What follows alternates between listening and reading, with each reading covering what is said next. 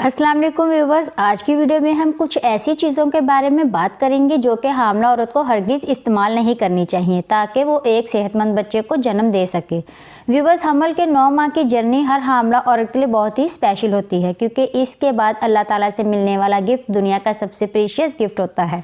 इस time period में हामला औरत को बहुत सी प्रॉब्लम्स का सामना करना पड़ता है जो कि नेचुरल प्रोसेस है, लेकिन अक्सर लेडीज़ छोटी मोटी गलती की वजह से अपना बहुत बड़ा नुकसान कर बैठती हैं। इनमें से ज़्यादा गलतियां खाने पीने में होती हैं, इसलिए आज हम कुछ ऐसी चीज़ों के बारे में डिस्कस करेंगे जो कि एक हामला औरत को हरगिज़ इस्तेमाल नहीं करनी चाहिए। हमल के दौरान हामला औरत को पपीता हरगिज़ नहीं खाना चाहिए क्योंकि पपीते में ऐसे एंजाइम पाए जाते हैं जो कि अबॉर्शन की वजह बनते हैं। तो फिर खुद ही सोचें कि पपीता हमल में खाना कितना नुकसानदायक है। हमल में हरगिज़ पपीता इस्तेमाल नहीं करना चाहिए, लेकिन आप हमल के 9वें महीने के आखिरी 15 दिन में पपीता इस्तेमाल कर सकती हैं ताकि नॉर्मल डिलीवरी हो सके। हमल में अंडा खाने के बहुत से फ़ायदे हैं, ऐसा तो आपको पता होगा, लेकिन ये आपको बिल्कुल नहीं पता होगा कि हमल में अंडा खाना कितना नुकसानदायक है। लेकिन कच्चा अंडा आप हमल में अंडा खा सकते हैं, बल्कि खाना चाहिए क्योंकि ये आपके लिए और आपके बच्चे दोनों के लिए बहुत ज़रूरी है। लेकिन अंडा अच्छे से पका हो क्योंकि कच्चा अंडा आप और आपके बच्चे दोनों के लिए नुकसानदायक है, क्योंकि कच्चा अंडा खाने से आपको पेट की बीमारियाँ लाहक होने के चांसेस बढ़ जाते हैं।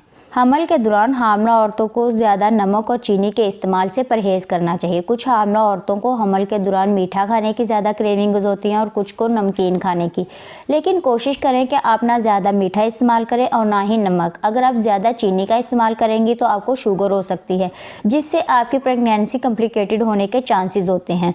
और दूसरा, आपका वज़न बढ़ जाता है, जिससे आपको नॉर्मल डिलीवरी के चांसेस जो हैं वो कम हो जाते हैं।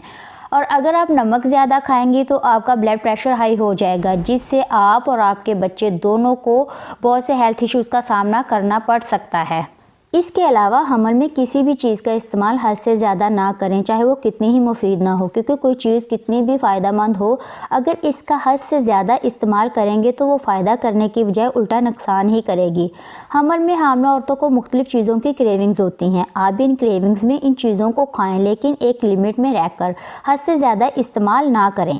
हमल के दौरान कभी भी खुद से कोई मेडिसिन इस्तेमाल ना करें। हमल के दौरान हामला औरतें थोड़ा सा भी काम कर लें तो वो थकावट महसूस करना शुरू हो जाती हैं और फिर खुद ही से पेन किलर ले लेती हैं।